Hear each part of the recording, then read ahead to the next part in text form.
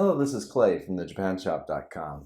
Today I was talking to a Japanese friend and he asked me what is a difficult word to say in Japanese. One word that came to mind, and it really tripped me up not just as a beginner but even as an intermediate when I was able to express myself fairly plainly. I still could not say this word, and that was atatakai.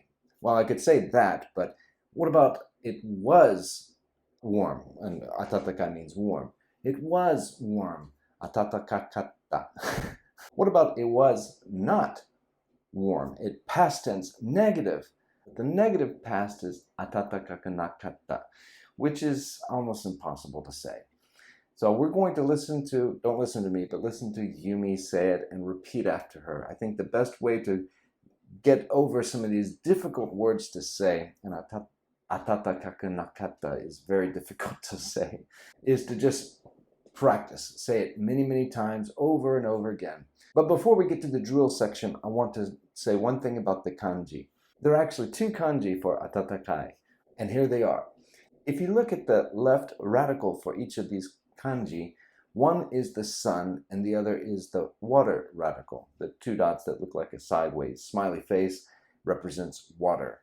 The one with the sun is mostly used with temperature. 今日は暖かいですね.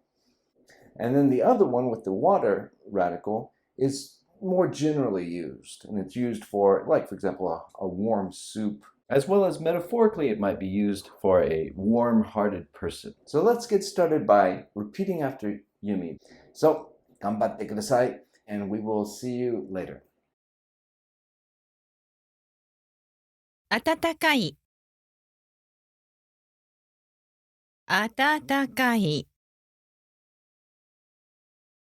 暖かい、暖かくない、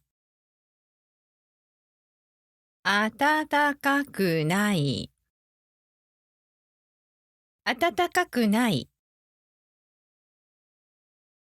暖かかった、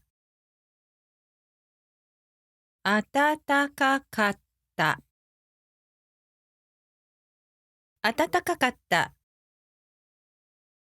暖かくなかった、暖かくなかった、暖かくなかった、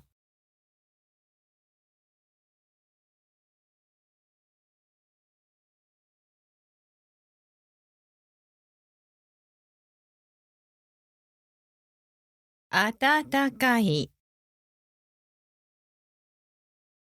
暖かい、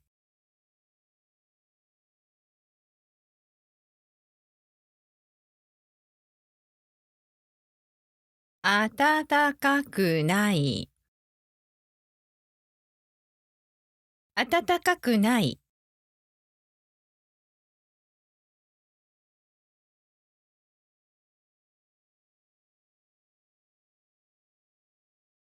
暖かかった、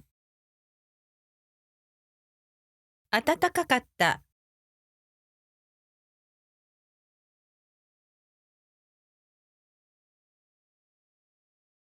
暖かくなかった、暖かくなかった。